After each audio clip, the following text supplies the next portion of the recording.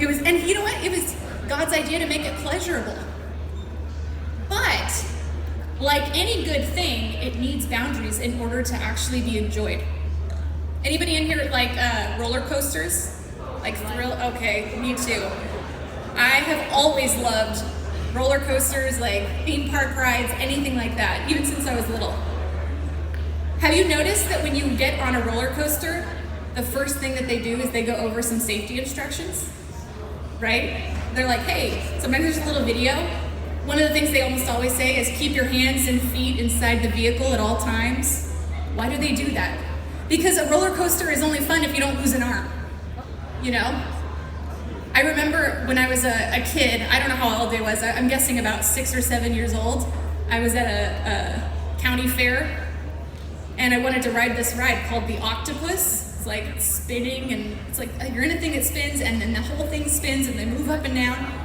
And I was not tall enough to ride that ride. But you know what? That carny was like, go ahead, kiddo. And I nearly died. The only reason I did not fall out of that ride was because my older brother was like clinging onto me for dear life.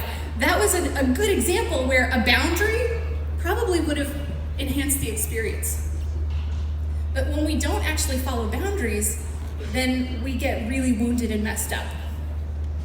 You know, and that's the thing about sex. I think a lot of times we view God's laws and God's commandments, we view them as like killjoys. We view them as like rules that are meant to fence us in, to inhibit our freedom. And the truth is that God's not actually putting up a fence. It's actually a guardrail, because there's a cliff on the other side. It's actually very difficult to have freedom when you don't have clear boundaries. And so sex is God's idea, but it has to have boundaries. Look at Genesis 1:28. It says, God blessed them and said to them, be fruitful and increase in number, fill the earth and subdue it, rule over the fish in the sea and the birds of the sky and every living creature that moves on the ground. I'll paraphrase this. God's like, have sex, make lots of babies. Have fun, guys. Like that was his first commandment to people. I'm paraphrasing, of course. That's no translation. That's Amy's translation. But you have to keep in mind that God calls us not just to avoid sex outside of marriage. He actually calls us to a much higher standard than that. He calls us to a lifestyle of purity. It's very different when you begin to look at God's laws and when you look at the heart behind it.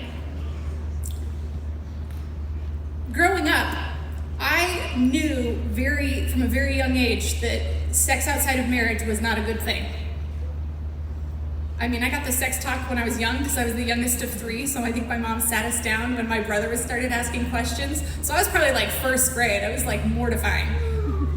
But I always knew and I always agreed with this idea. Yeah, you know what? No sex outside of marriage. However, there's a whole lot of gray in there, isn't there? And if you're anything like me, or if you've been anything like me, a lot of times we like to see how close to the line that we can get, right? And we tiptoe close, and sometimes we get a little closer, and it's very easy to fall over. And I think we have standards a lot of the time. I just think that sometimes we don't understand the heart behind. We don't understand that God's not calling us to no sex outside of marriage. He's calling us to purity. And that looks like something. Matthew 5:27. You are probably all familiar with this verse. I'm going to read it in the Message translation because I really like how it sounds. Jesus says, you know the next commandment pretty well too. Don't go to bed with another spouse. But don't think you preserved your virtue simply by staying out of bed. Your heart can be corrupted by lust even quicker than your body. Those leering looks you think nobody notices, they also corrupt. Do you know, if sex actually disappears